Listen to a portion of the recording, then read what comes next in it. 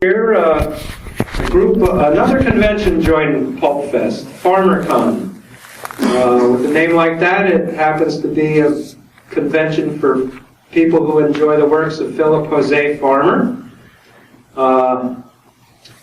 Mike Croteau and I used to sell his magazine, and that's how we kind of got to know each other. And he came to me via email and he said we'd be interested in joining you, and we decided, that sounds like something good, and we're very, very happy that they've joined up with us. They might not always be here. If Farmer gets into the Science Fiction Hall of Fame, they're going to head out to Seattle. But we have them here again this year. And right now they're going to do a presentation. I've been looking at these damn notes all weekend, and I wish I would have abridged them, but I didn't have time. This presentation is on Lord Tiger, Time's Last Gifts, and the Gods of Opar. And it's featuring several farmer experts, including Paul Spiteri. That's from my co-worker at the hospital. Paul Spiteri, editors of Pearls from Peoria. He's going to be moderating, and he will have up here Scott Eckert, who wrote what's that book, the big 2-volume set? Crossovers. And Christopher Paul Carey, who wrote, Chris, help me, I know the titles, but at the time he did a novel with Farmer that was featured in Gods of Opar, and he's doing a sequel to that, which is? Exiles of Co. It's a prequel, actually. It's a prequel. I think he's talking about. And he did. Is that the one you signed this morning? Yes. All right, that's the one he signed this morning. Okay, so come on up, guys. I've butchered this enough.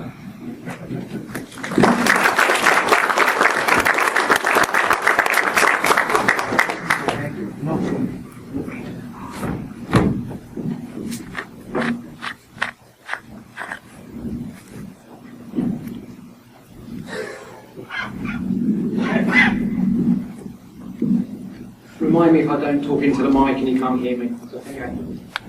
Hello fellow Pulpfest attendees, and particularly one here for Farmercon. And welcome to this panel.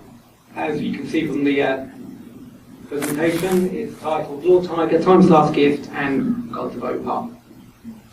I guess there's a good clue there, and as introduced, we're going to be talking a lot about Philip Jose Farmer. My name is Paul Spiteri, as been said. I'm your host for this program. I've been involved in Phil Farmer projects for a number of years now. I edited Pearls from Peoria and helped edit Farmer for its 15-issue run. Recently I was honoured to be asked to submit a forward to Titan's Lord Tiger reprint, and I'm sure we'll talk a bit about that as we get into this. With me today, I have two extremely talented writers, Scott Eckert and Christopher Paul Carey.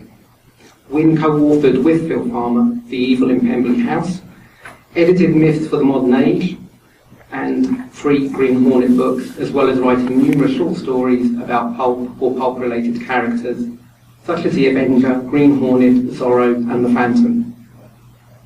Wynne has written a number of Wold Newton stories, with one appearing in The Worlds of Philip Jose Farmer 3,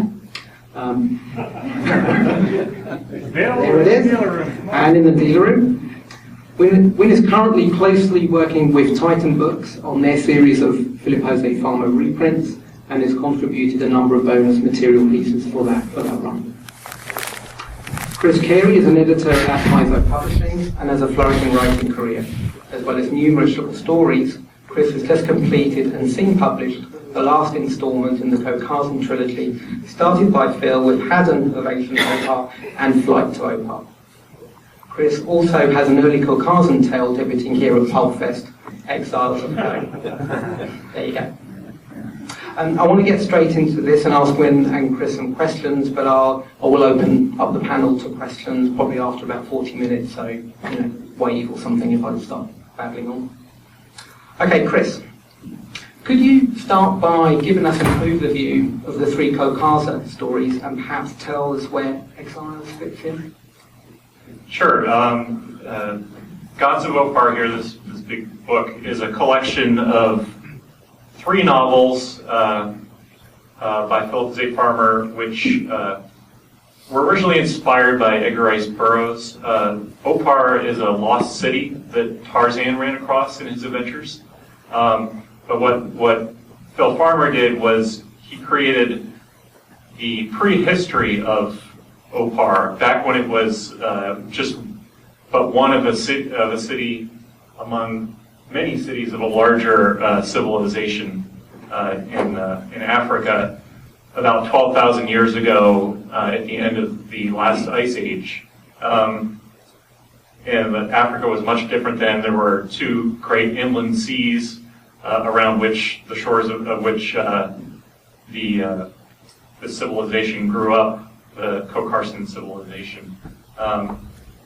The series begins with the hero Hadon. A lot of people pronounce it different ways. Hayden. Yeah. Phil pronounced it Hadon. He worked out a lot of the linguistics behind the language that they spoke, the Kokarsans. And he goes off to compete in these great games.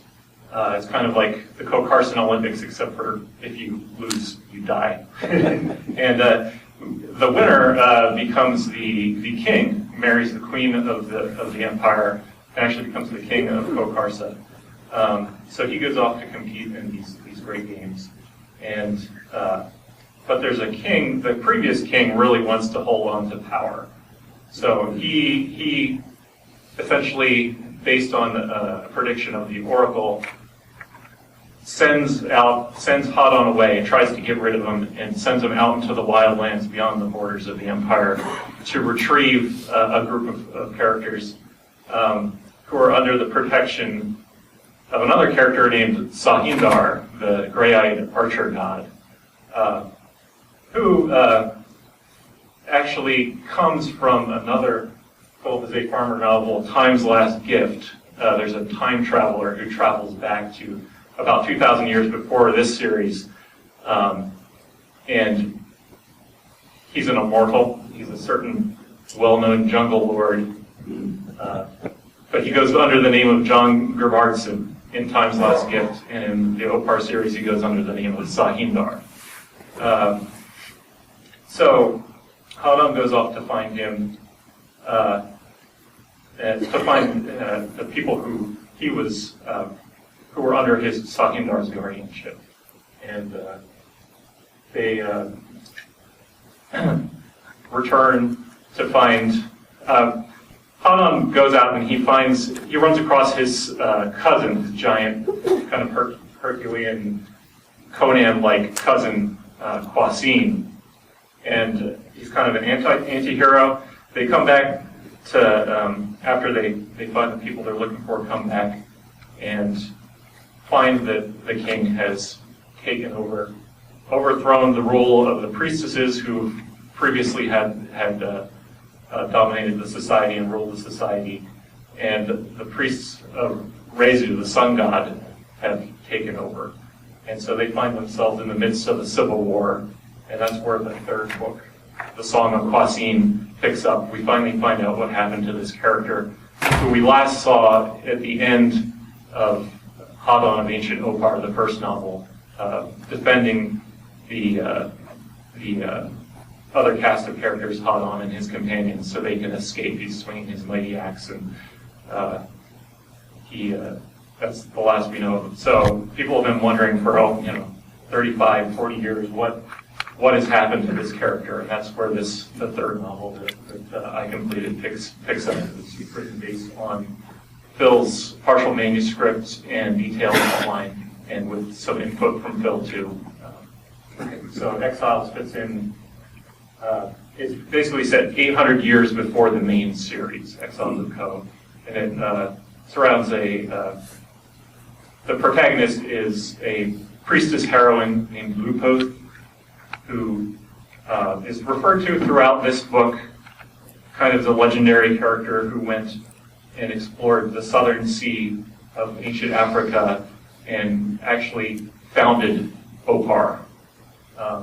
So she sets off in this book on her adventure, and that's what this is about. Excellent. Yeah. Great, thank you.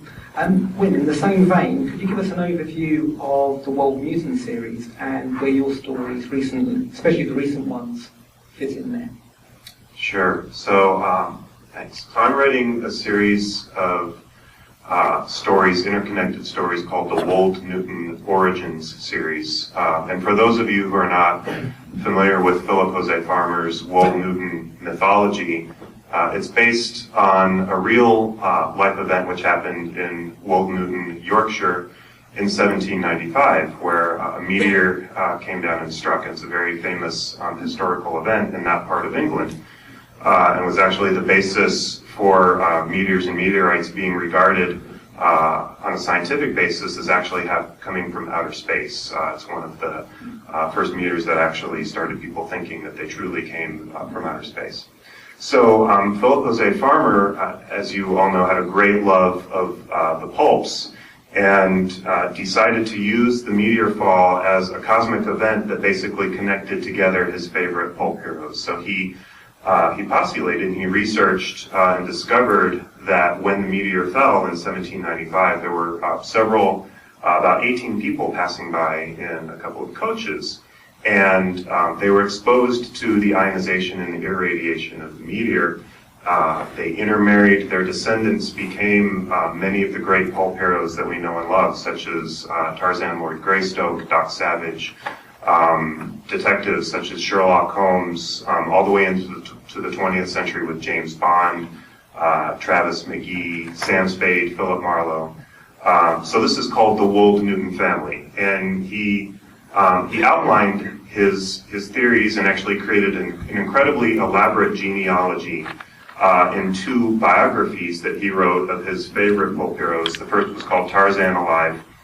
It was published in 1972, and the addenda papers outline Lord Greystoke's genealogy and Tarzan and how it traces back to the people that were at the meteor event in 1795. And then the following year, he wrote Doc Savage's Apocalyptic Life, another biography, and completed the genealogy. So it's basically a two-part genealogy, which merges together. So everybody is related, and it shows how Doc Savage is also related and part of his family.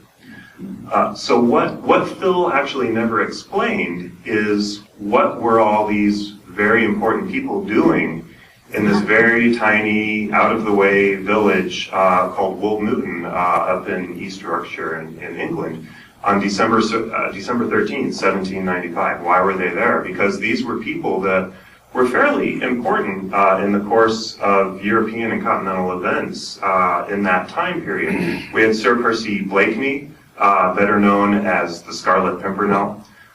We had Fitzwilliam Darcy and his wife Elizabeth Bennet from Pride and Prejudice. They just happened to be there. We had Dr. Seeger Holmes, a friend of Sir Percy's, and a whole host of other people that Sir Percy had also rescued from the guillotine in France, from the Red Terror, the Reign of Terror. And so the question then arises, why were we there? Why were they there? So I'm writing a series of stories that basically explains what these people were doing there and why. The first story appeared in The Worlds of Philip Jose Farmer I, which came out 2 years ago. And it was, the title of that story was, Is He in Hell? If you're familiar with the Scarlet Pimpernel, little ditty, it's escaping me now, but you know, that dem delusive Pimpernel, Is He in Hell? So basically that explained, it was a Scarlet Pimpernel short story, and it explained how Sir Percy came to have the idea of bringing everybody together in Wold Newton in December 1795, and why he were doing why he did that. And not to give away the plot, but it had to do with some concerns about the course of politics in Europe at the time, the French Revolution and so forth, and obviously the terrible Reign of Terror, and kind of how do we put an end to this. So he gathered a bunch of influential people and invited them to basically a secret political meeting in Wold Newton, a very out-of-way village, so there's not a lot of publicity, getting kind of away from the beaten path, not holding it in London. So the next story, which appears in Worlds of Philip Jose Farmer III, again just released from Meteor House, is called The Wild Huntsman. And The Wild Huntsman is actually referred to in Phil's biography, Tarzan Alive. There's a line about the Wild Huntsman, and basically said, Phil is speculating, did the Wild Huntsman direct the falling star to fall in Wold Newton, and kind of how did, what was happening there on sort of a more cosmic basis that actually brought that meteor down that affected all of these people. The really interesting thing is, if you've been to Wold Newton, England, and I have, the meteor has fallen in a farm field that is out of the way. I mean, you have to trek to get there. It's not next to a road where two coaches would be going by. So why were they there? We know now why they went to the village of Wold Newton in December, but we don't know why they were right there at that right point in time when that meteor fell close enough to expose to them that radiation. So that's basically what this story is about. And Chris had mentioned Sahindar, the gray-eyed god of Kokarsa, who lived 12,000 years ago and was an immortal time traveler, who was originally named John Grabardson when he went back in time. John Grabardson, from Philip Jose Farmer's novel Time's Last Gift, we know as a time traveler who went back, and then as he was an immortal person, he lived forward in time, again, back to the present time. And without giving away too many spoilers about the story, because there are a lot of spoilers in this story, I will say that John Grabardson, immortal, plays a key part in the story of why the people there were exposed to the meteor and how they were actually brought out to be exposed to the meteor. And if anybody is interested, I do have a little fragment of the Wold Newton meteor here. Don't expect that any proximity to it will give you any special powers as experienced by our protagonists, but if anybody's interested in having a look, I'll leave it up here for people to get close to. Having read Exiles of Ko and Wild Huntsman, I was struck by some of the similarities and links between the two, and I think you've talked to us there about one of the main characters. I wonder if you could talk about other links. I just want to kind of tie up the things, because people may be wondering why we've got these two guys, obviously in the farmer world, but I think there are some strong links, particularly with the stories they've just written. Do you want to talk to that, Chris? Do you want to start? Sure. In Exiles of Ko, the character Sahindar appears. He's a very mysterious character. He always was, even when he was referred to in the main trilogy, and this one is no exception. He's actually the protagonist, Lupoth, isn't really sure of his motivations, and she doesn't quite trust him throughout the book, because he seems to be perhaps manipulating events, and she doesn't know why this would be. It turns out that can I spoil this Zachary? I don't know what you're about to spoil, but yes. He appears. Part of Wynn's story is set in different time periods. Yes. So he does appear in Wynn's story in the ancient time of Kokarsa, not far from the events that happened here a couple years beforehand. So that's one connection. There are other connections. There is another meteor in my story. I'm not going to get into that. There's some kind of meta themes going on in both of our works, that have yet to be explored, probably in future stories. I just love the way the two stories do kind of connect. That you've obviously spoken to each other as you've been developing things. I don't know if you want to pick up on that point. Yeah, we do occasionally correspond here. Yeah, so there is a flashback scene in my story. John Grabardson in 1795 encounters an individual who he can't place. He's an incredibly intelligent man, and as I said, an immortal. And as events unfold, he comes upon a scent, and his sense of smell, of course, is highly developed, having been and still being the jungle lord. And he can't place this scent, and finally he places it, and he realizes that the last time that he encountered this person was 12,000 years ago, in the valley where the ancient city of Opar will be founded. And he has a very interesting encounter with this fellow immortal, essentially. And I wouldn't want to give more away than that. Although maybe that's the scene that I'll read tomorrow during my reading. Okay, thank you. Just changing tack a little bit, perhaps. Chris, I think it's obvious from reading your work that you do a lot of deep research into some of the language and the culture and everything that goes into making the co-carson. I think Phil started that. I just wonder if you could talk a little bit about how Phil set that groundwork, those foundations, and how you built on that. Phil was very studied in anthropology. I also have a bachelor's degree in anthropology, and so we shared that in common. He did a tremendous amount of world building for this series, very Tolkien-esque in its level of detail. I had access to Phil's notes when I was writing the Song of Quasin, and utilized those as I wrote the first draft. Now, after I finished the first draft, shortly before Phil passed away, Paul and I were visiting Phil for his birthday, and Wynn was there, and other folks were there. But Paul and I were the stragglers there, and we were invited by Betty Farmer to go look through the files to see if there was any more publishable material. And I ran across a folder that we had never seen before, even though we'd been through the files, and called Co-Carson Lore, and it was just a treasure trove of the world building material. There's a very detailed article called The Co-Carson Language, which is a linguistics treatise basically on how the language was structured. Phil studied a lot of linguistics. He was close to having a master's degree in linguistics. He was like shy of a few credits basically.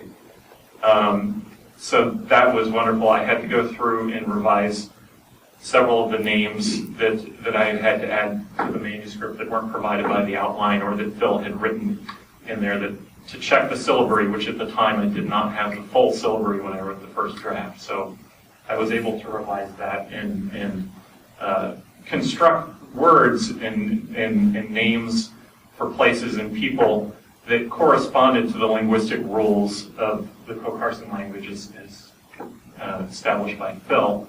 And it made it so much more authentically Farmerian. Like the words they sound like the other words that he had created in the language. It's just amazing. And I worked with the artist Charles Berlin on the maps.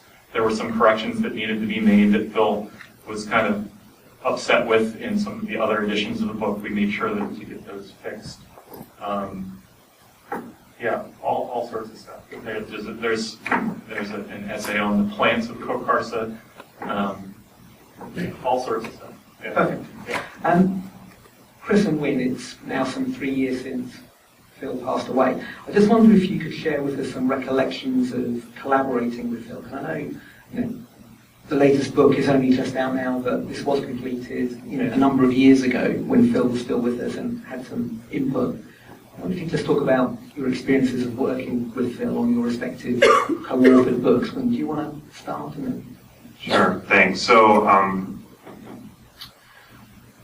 So in 2005, which was actually my first visit to meet Phil, I was fortunate enough to be welcomed by Phil and Betty into their home, and they were extremely generous people. And it was to be a very quick a 2-day trip in and out. And I didn't know them personally at that time, had not met them, had spoken to them on the phone. And lo and behold, they said, well, you must stay. You must stay with us. No need to get a hotel. You can stay in the guest room in the basement. And that evening, while I was busy setting off their burglar alarm, I discovered an unfinished manuscript that Phil had started for a book called The Evil in Pemberley House. And knowing as I did that Phil had placed Darcy and Elizabeth at Wold Newton, and the Pemberley House immediately jumped out at me, and I started freaking out, I think, as Mike can attest, and came to read the opening paragraphs and chapters about a woman named Patricia Wildman. And for those of you who are Doc Savage fans, you know that Doc's cousin is Pat Savage or Patricia Savage. For those of you who have read the Doc Savage biography that Phil wrote, he discovered Doc Savage's real name, because Doc Savage is just the name that they gave him in Pulp. His real name was Dr. James Clark Wildman, or Doc Wildman.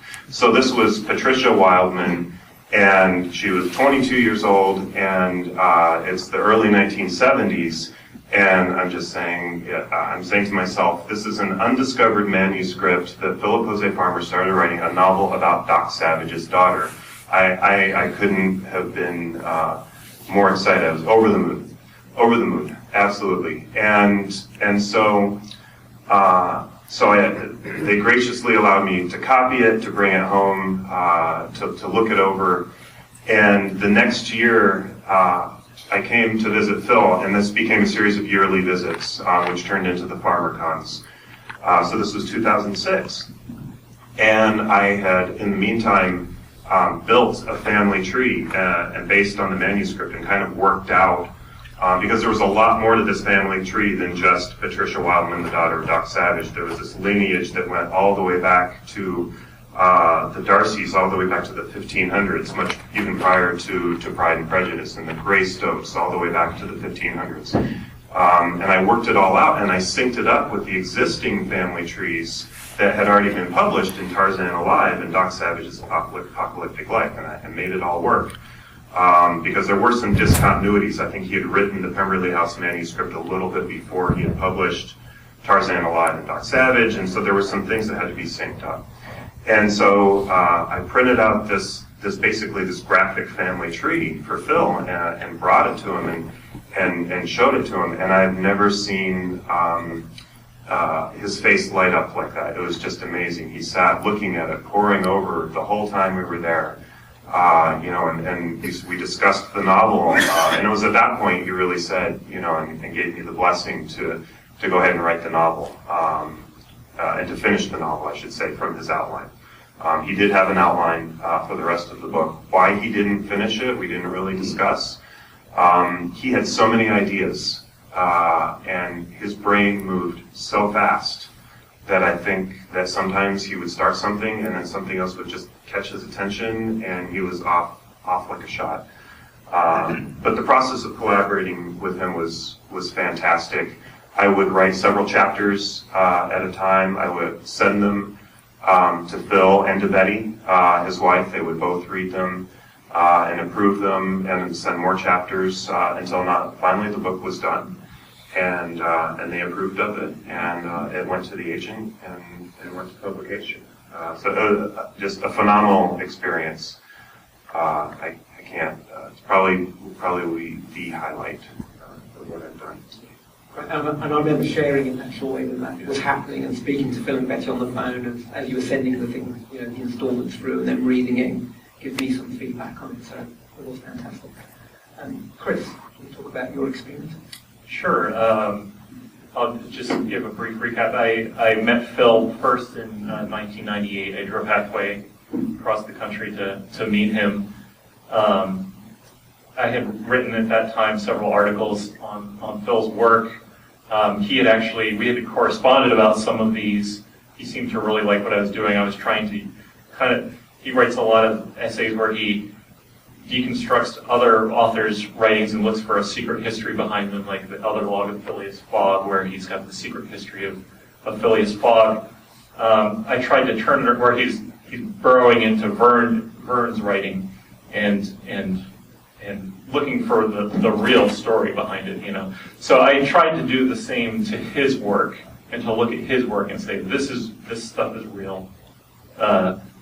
What's going on here? There seems to be a secret storyline he's seeded throughout his work on many different tentacles that reached out in different directions.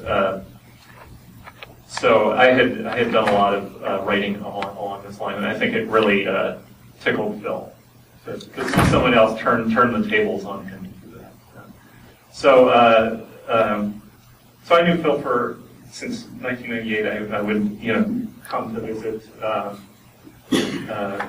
and eventually I became the co-editor with Paul of Farmercon magazine. Phil was a farmer, and we were publishing a lot of previously unpublished material by Phil in it, and while Wynn and Mike Croto over there were at Phil's house the same time that the Evil in Pemberley House manuscript turned up, the partial manuscript and outline to the Song of Quasine, which at that time was called Quasine of Opar, turned up. Phil wasn't very happy with the title. So that's why the title change happened. It wasn't very accurate because Quasine is not from Opar. Opar does not really appear in the book. So we changed along that lines. But so the manuscript turned up and outline, and Mike sent me an email report when they came back and was like, this is what we found, and excited about the Pemberley House manuscript. And then he's like, and there's this partial manuscript and outline to, Quasine of Opar. I don't know what to do with it. Maybe we'll sell photocopies of it to fans, as Mike had done for Phil in the past. And I was like, this is the third Co-Carson book, And it was one of my favorite series. I got into Phil originally because I was a huge Edgar Rice Burroughs fan, and an H. Rider Haggard fan who also heavily influenced the series.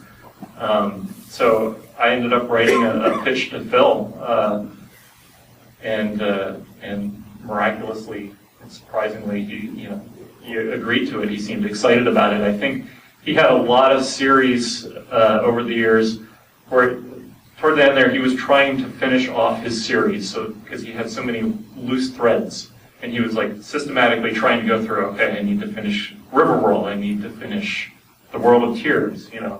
And he was thinking as late as 1999, he was thinking of still finishing the third book, and he was going to wrap. Originally, it was conceived of as a much larger series, perhaps up to 12 books.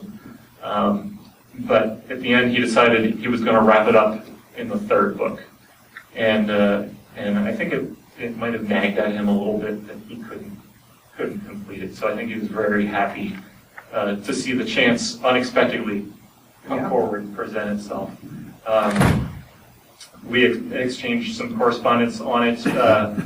Phil gave me some input. The outline kind of ends on, it's a very detailed outline. It's about 9 pages long. It ends with the line, in order for the conclusion to be satisfying, that's the end of the outline. So I had to talk to Phil about that, and he gave me, a good idea of what he wanted for the end of the book. And now that it was going to be repositioned as the end of the trilogy, the series itself, he gave me, told me exactly what he wanted to happen in a nutshell.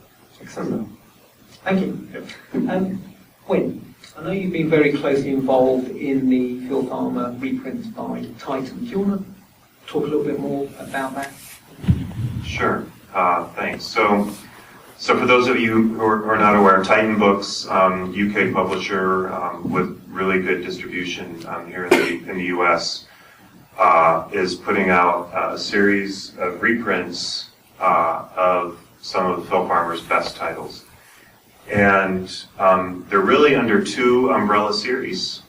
There's the Wold Newton series, and there's the Grandmaster series, which are some of his standalone novels. The really fantastic thing about the Wold Newton series is that this is the first time that these books have ever been published together as the Wold Newton series. So when he wrote these novels, The Other Log of Phileas Fogg, when he wrote Time's Last Gift, when he wrote The Adventure of the Peerless Peer, these are Wold Newton novels, but they appeared as standalone novels at the time. And the reason is because the Wold Newton connection is, it's not so subtle that it's buried, but I think the issue is that the tentacles of the Wold Newton family reach so far and wide that he could write a novel over here on this tentacle, and then he could write a novel over here on this tentacle. And so it's not a traditional series as with, there's a book, and then there's a sequel, and then there's a third one, and the fourth one, and they all follow from the other, but they all take place in the same universe. They all take place in the same continuity about different members of this same extended family, and that's why it's the Wold Newton series. When they came out, they weren't branded this way. So this is really exciting that Titan has seen the potential in these books to reissue them under the Wold Newton banner, under a nice sort of common type of design. They look great on your bookshelves together, all stacked together, and it's just amazing. So the first one was The Other Log of Phileas Fogg, which is the secret history behind Jules Verne's Around the World in 80 Days, and why was Phileas Fogg, what's the real reason that he made this trip around the world? And Phileas Fogg is a member of the Wold Newton family. He's a descendant of those people who were in Wold Newton and got exposed to the meteor. So that's why it's a Wold Newton novel. There's many other aspects that make it a Wold Newton novel as well. The bad guy is Captain Nemo, who is also Professor Moriarty. So you have a lot of these really neat connections with Doyle, with Verne, and with other literature of the time in Other Log of Phileas Fogg. That came out in May. The next one that came out was in June was Time's Last Gift, which is, as I think we've discussed, the John Gribardson time travel novel about this team of anthropologists and scientists who go back from the year 2070 in a time capsule and spend 4 years in prehistory, and it becomes evident as the novel goes on that there's something very strange and different about the leader of this expedition, something very odd about this man. And it's probably no secret to most people who will be here and are fans of Edgar Rice Burroughs that this is an immortal jungle lord who is very famous in literature, especially the literature that we know and love. The nice thing about these Titan books is that, as Paul said, they are extremely amenable to working with us, those of us who knew Phil and who know a lot about his work. And so they're not just putting these books out in a vacuum. They're working with us to create the bonus materials for these books. So these books are being reissued with new introductions, with new forewords, with new afterwords, with chronologies that we're creating, and this is the first time that these books have ever contained these materials, and they really outline a lot of what we're discussing here tonight. Like, why is this a Wold Newton novel? On its face of it, you might not know that and read that, but we're explaining how things are connected. We're providing chronologies of the story so that new readers can see how everything fits together. So for the first book, I wrote an afterword, pretty detailed afterword for Other Log, and then a chronology of the events in Other Log and how it fits into the Wold Newton universe. And for the second book that they brought out, Time's Last Gift, Carey wrote an afterword called John Gribardson and the Prehistoric Wold Newton Family, and a really great afterword. And I did a chronology along with another gentleman, another farmer expert named Dennis Power, who's not with us tonight. Just wanted to interject. You would not believe how many people have read Time's Last Gift and missed the subtext in it. and it adds a whole new dimension when you know who the protagonist really is. And there are so many reviews that I've seen previous to the Titan edition where people just missed it, they didn't get it at all. Right. And the reviews that I'm seeing since the Titan edition, and there's been a number of them, people seem to really appreciate it, and they're really grooving on that fact. Yeah, absolutely. The third one to come out is just recently out last month in July. It's Lord Tiger, and that's being branded as a Grandmaster novel. Phil was a Grandmaster Science Fiction Award winner. And Paul actually wrote the foreword. Joe Lansdale wrote the introduction, and then Paul here wrote the foreword, and maybe you want to talk a little bit about that. Love to. I guess I'd read Lord Tiger a number of times over the years, and Win-Win was kind enough to recommend me to Titan to provide a foreword. I kind of read it again with a different eye, so to speak, and did a little more research into what people thought of the book. And I don't know if people know the basic outline, but basically a very rich guy, great fan of Burroughs, decides to create his own feral man, and sets a little enclave in Africa and grabs a young child and sticks him in the wild and gives him a little bit of guidance from some foster parents and watches over him as he grows and sees if he can emulate the master, as he calls him. And Phil, I think, identified with that mad, rich man. I think that would have been his experiment, his thought experiment that he expanded into a book. Phil, rated it as one of his best books. I certainly do.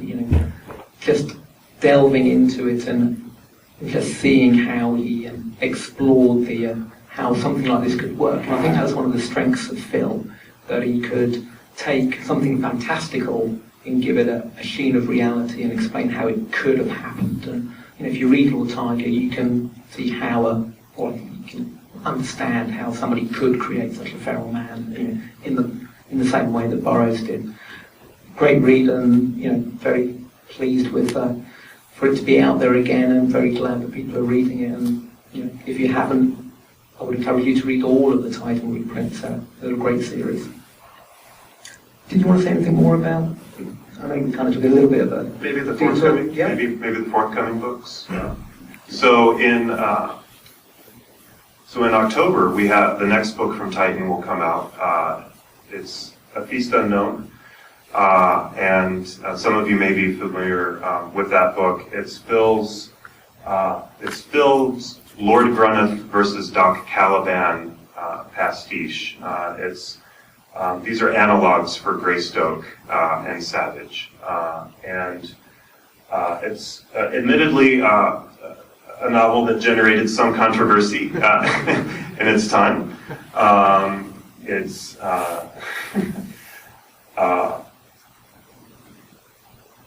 Art Sippo, who is seated in front with us, wrote a very erudite afterword to the new edition of A Feast Unknown, and I'm very glad he did, because it provides a very vigorous defense of the book, and basically peels back the layers behind the book and explains why Phil wrote it and what Phil was thinking and what the real point of the book was. Trying to help people get past some of the controversial nature of the book, which frankly is extremely explicit in its depiction of both violence and sex. But nonetheless, Art provides an extremely intelligent overview of the novel and why Phil wrote it, why it exists, and why you should read it. And by the way, why you should not be offended by it. Right? Even if you love Tarzan and are a purist for Tarzan and a purist for Doc Savage, why you should still read it, and how it doesn't, how despite what some fans have said, it does not taint those works, but actually demonstrates Phil's great love for those works and is a tribute to those works. So I just want to thank Art for contributing that piece. It was actually based on the presentation and the speech that Art gave a year ago, here at this very Pulpfest a year ago. And we were so impressed with it that we wanted to convert it into a written piece and include it.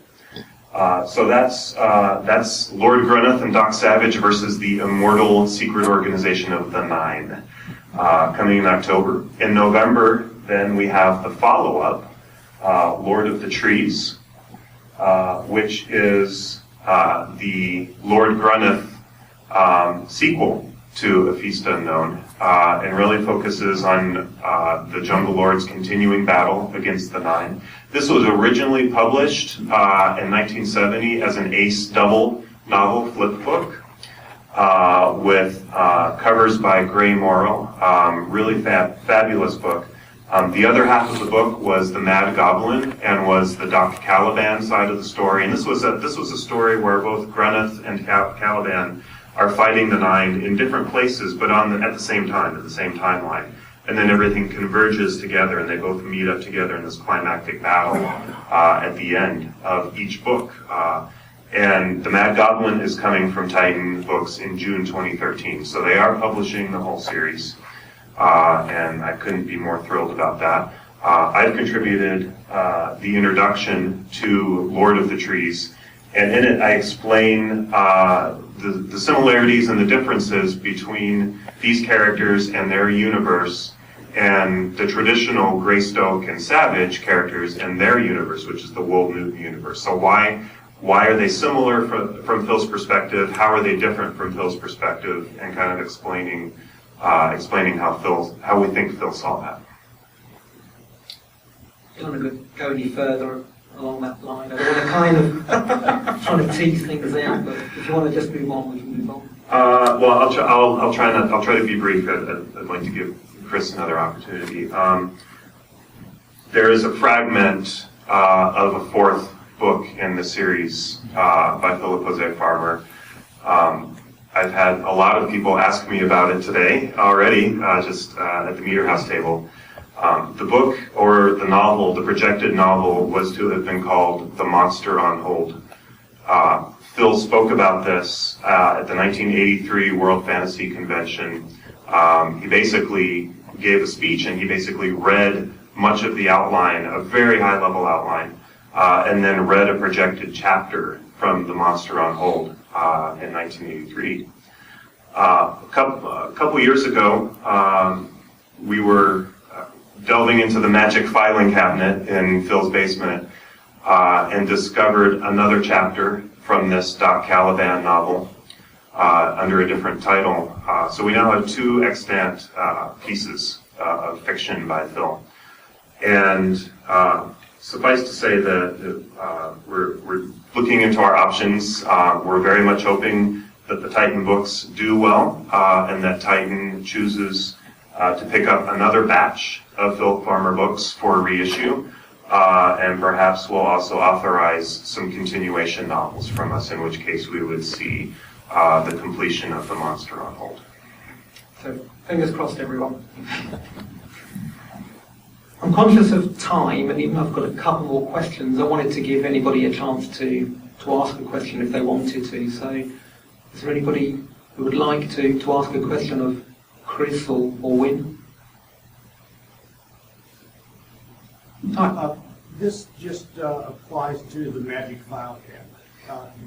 In Charlie Brown's Locust, which back in the early 70s would list forthcoming titles by various authors, Farmer was projected to publish a novel called Death's Dumb Trumpets, the initial DDT being, from the title being sort of a hint of what it was about. Nothing was ever heard of that. Do you know if he ever did anything on that? That's do you recall anything? My feeling on it is it morphed into the novel, it morphed into the novel up from the bottom. Right. I Yes. guess. That's what I was wondering. Yeah. Right. Yeah. That's my sense of it. This was a novel that came out from we published it first in Farmer File, serially, Yeah. the first 10 issues of Farmer File, and then it was published in a limited edition by Subterranean Press up from the bottomless pit and other stories. It's a story about an ecological disaster relating to an oil well that just, in a very familiar topic, an oil well in the ocean which will not stop. Really will not stop. Yeah. So. Yeah. Anybody else? Mike? So Chris, when you met Bill Farmer in 1998 the first time after sending him those articles, and you introduced yourself, what was his reaction? What did he say? His reaction was, "Oh, you're that guy," and then that was Phil playing. Phil was a trickster, and like, it scared me to death when he said that. And then he gave me that big Midwestern smile and reached out his hand and shook my hand very vigorously and invited me to come talk with him after his talk at the library that night. Yeah, it nearly gave me a heart attack. What does he really think of what I'm doing? I'll stick a question in while. I'm sorry, did you have a question? Oh. I'll stick a question in while people are thinking. Chris, I think you alluded a little bit earlier between the links between Ironcastle and Exile. So I just wonder if you can expand on that a little bit. Yeah, back in 1976, one of these DAW paperbacks came out, Ironcastle, and it has Philip Z. Farmer retells an SF adventure classic from basically the French Edgar Rice Burroughs, J.H. Rosny. This was an old science fiction fantasy type novel published originally in France. It had never been published in English until Phil's edition. He retold Rosny's story with kind of a Wold Newton spin on it, and contributed. It's mostly pretty much a literal translation, but here and there's things that he inserted. He wrote a last chapter, which is a very science fictional explanation for what goes on in this novel, that has implications for his larger mythos, in particular the Kokarsa series. The Kokarsa series has been seen as fantasy, historical fantasy, but there are science fictional elements in it. We've got the time traveling Sahimdar in it, and he's seeded a lot of. Basically, there are oracles in this society, and there are many predictions that are made in this series by the oracle, and they seem to come true. And yet, it's ambiguous when you're reading it whether it's just wish fulfillment or self-fulfilling prophecy or what have you. But there are hints based on this book, Ironcastle, and some of his other work that actually indicate that Phil was providing a science fictional explanation for the oracles of Kokarsa. And that's a large degree what this novella addresses. Okay, cool. In the Epilogue of Phileas Fogg, we have an extended combat between two alien races, the Helens and the Aragonians. And we don't really see any mention of that in other Wold Newton stories. I was wondering if that's going to appear elsewhere. Thank you for asking. If you were, hypothetically, to purchase this book tomorrow, and hypothetically tomorrow night to read The Wild Huntsman, you would probably receive the answer to your question about the two secret alien races kind of fighting the secret war, the Eridanians and the Capellans, which is another sort of sub-tentacle of the Wold Newton mythology. So you need to pay our $20 now. I will pay our $40. Before we wrap up, is any final question? Kind of running out of time. Yes, please. Time to be releasing Ironcastle. They don't currently have it slated. It's certainly one that Wynn and I would heartily recommend to them. They are picking up Hadon of Ancient Opar, the first of the Kokarsa trilogy. They have not yet bought Flight to Opar or the Song of Kwasin. It all depends on the sales of the initial batch that they're publishing. So we're really hoping that we'll pick those books up. Would be fantastic. Speaking of Titans, edition of How Dawn of Ancient Empire, which, as Chris said, is the only one of the Kokarsa series that they picked up. They just sent me the cover art yesterday, so this is not even up on any sites. We're revealing that here for the first time. And again, that one comes out in January of 2013. Okay, thank you everyone. I hope you've found this hour informative and entertaining. If any of you do have any questions or want to come and talk to us at the Meeting House table, we'll be there all day tomorrow. We'd love for you to come up and talk to us. You don't even have to buy anything, just come and talk to us. We'd love to see you and show the fact with you a little bit and talk about farmer books. So thank you very much. And thank you very much.